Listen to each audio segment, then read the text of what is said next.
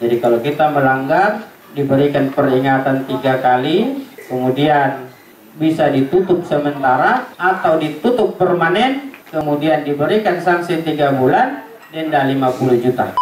Tidak mungkin Satpol PP mengawasi semua berapa juta, 1 juta lebih ya penduduk Kota Makassar.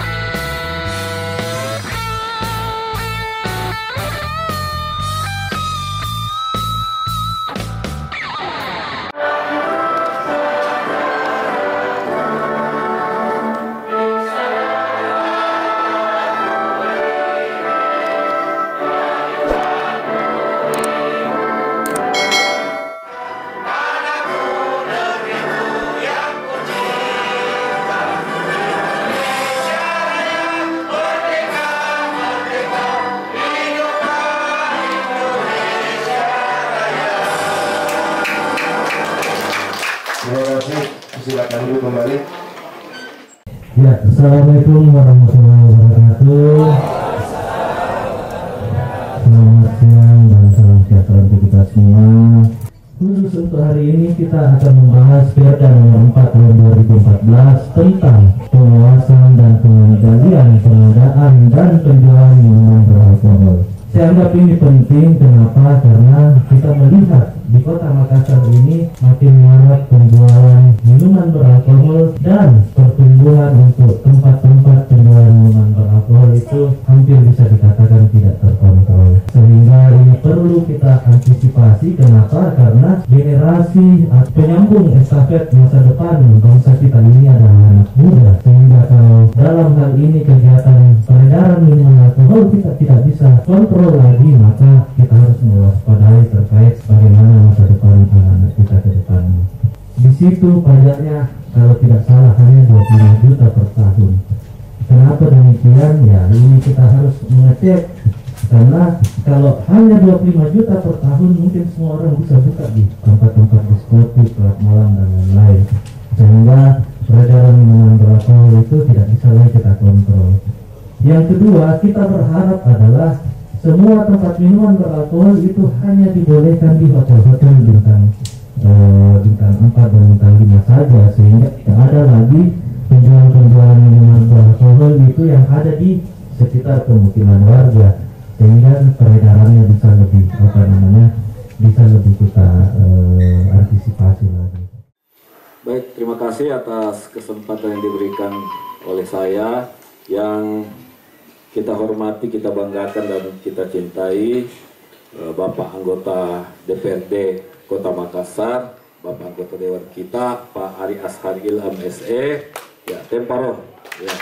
Beliau masih muda dan kebetulan saya satu komisi dengan beliau adalah di Komisi A, membidangi juga PTSP.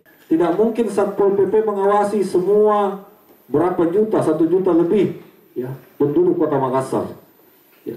175 km persegi Kota Makassar, bisa enggak Satpol PP atau Dinas Perindak untuk mengawasi ini?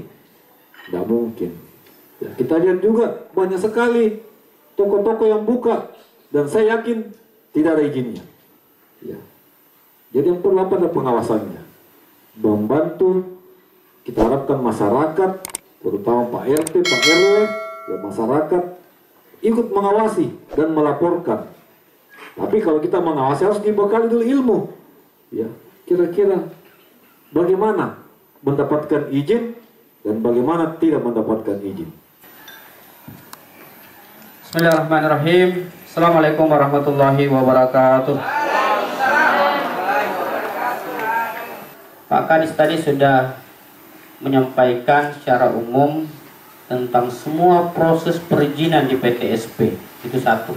IMB, Situsium tadi sudah beralih ke OSS, Minol, minuman beralkohol, izin apoteker, ya ada di sini ya, dari Bank Indonesia. Nah, semua bank-bank, di sana semua Pak, Om Eko. Jadi semua namanya jenis usaha ini MIPA Kadis. Yang paling kecil usaha warung-warung tak, nah semua diproses di Dinas PTSP. Jadi kalau kita melanggar, diberikan peringatan 3 kali, kemudian bisa ditutup sementara atau ditutup permanen, kemudian diberikan sanksi 3 bulan, denda 50 juta. Itu ada berita acara mekanismenya, penyidik PNS atau Satpol PP sebagai penegak perda. Saya kira isinya ini Perda Minol dari 12 bab, item intinya hanya di situ. Nah, kalau kita mau connect hari ini, tinggal direvisi sedikit sehingga menyesuaikan dengan standar OSS. Saya kira pengantarnya begitu. Kita akan lanjutkan sebentar dengan sesi diskusi. Jadi kalau kita mau tanya, bukan hanya soal Minol, semua jenis perizinan bisa kita tanya karena mumpung di sini ada Pak Kadis, ada juga Pak Dewan. Terima kasih, kami kembalikan ke Kakak Alam. Assalamualaikum warahmatullahi wabarakatuh. Yang saya maksud, sekarang kita melihat di mana-mana itu sudah tumbuh jamur yang namanya Pertamina. Kalau kita berbicara masalah risiko, saya cukup khawatir juga. Artinya mungkin perlu diperhatikan juga Pak. Masalah izinnya juga kami tidak pernah untuk mencoba memasuki ke sana karena saya merasa itu di luar daripada wewenang kami sebagai masyarakat setempat. Kalau masalah risiko kebakaran itu memang saya rasa adalah ya. Terima kasih banyak untuk kesempatan yang kami berikan. Assalamualaikum warahmatullahi wabarakatuh. Yang pertama, pelanggarannya bukan pub, bukan tempat hiburan malam, bukan diskotik. Dalam artian tidak ada izinnya untuk melakukan penjualan minol.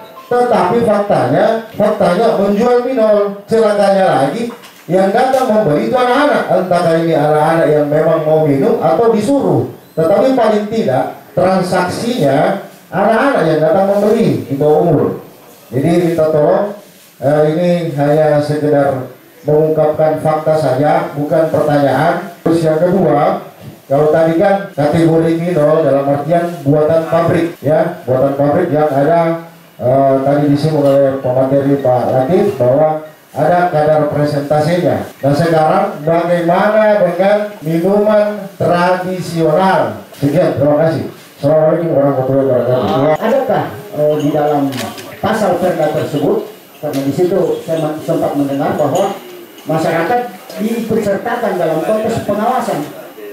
Nah pertanyaannya kemudian, adakah jaminan ketika masyarakat melakukan pengawasan terhadap perusahaan-perusahaan atau terhadap ini yang minol-minol itu dengan sekaligus kuat atau balok?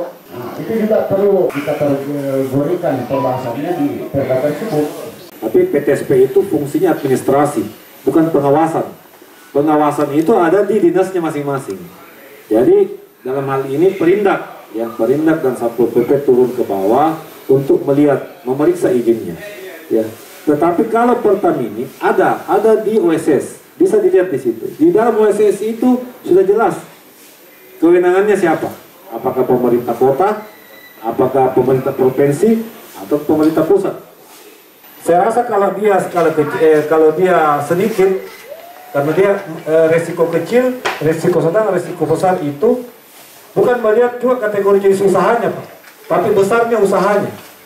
Tetapi sebaiknya kalau Pertamini harus ada izinnya, karena bahayanya ini potensi resiko kebakarannya yang cukup tinggi. Ya, tetapi bisa dilihat di OSS, lengkap di situ OSS. Kita ketik saja, lihat saja situ. Kalau memang ada yang kurang paham teman-teman yang mau usaha Pertamini, silakan datang di kantor, ada loket konsultasi, bisa ke situ. Nanti kita konsultasikan. Toko kelontong ini yang banyak terjadi, Pak. Ya, ini yang banyak terjadi. Sudah tidak ada izinnya, jual lagi di situ, sudah itu udah jual lagi sama anak-anak. Maupun tidak ada yang awasi. Jadi kalau ada seperti itu Pak, ya, ini juga berhubungan dengan terkait mengenai pengawasan. Kan tidak ada yang mengawasi. Nah mungkin ada Satpol PP atau teman-teman dari Perinda ya mau mengawasi, Pak Lurah saja agak bingung. Ya, mau mengawasi wilayahnya yang begitu banyak toko kelontong, ya paling juga dia dengar-dengar gitu. Sampai di sana tidak bisa dibuktikan juga biasa. Kalau ada kita lihat seperti itu, lapor di Pak Lurah. Kalau mau lebih cepat lagi, paling gampang lapor ke Pak Dewan. Pak Dewan, ada ini menjual di sini, meresahkan. Kalau Pak Dewan satu kali saya tempo Satpol PP meluncur ke sana. Toko atau penjualan minor yang bisa dibawa pulang. Tetapi kami menghendaki bahwa semua tempat kegiatan penjualan minuman beralkohol itu ada di tempat yang minum di tempat. Seperti contohnya di bar, diskotik, dan lain-lain. Sehingga untuk pengawasannya itu kita bisa lebih mempersempit kegiatan-kegiatan itu. Kenapa Makassar kemarin banyak begalnya?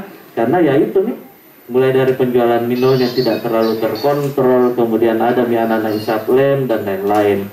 Nah, tugas tak sekarang bagaimana untuk menyelamatkan anak muda tak di khususnya Kota Makassar, karena masa depan Kota Makassar ada di pundak anak-anak muda kita selanjutnya.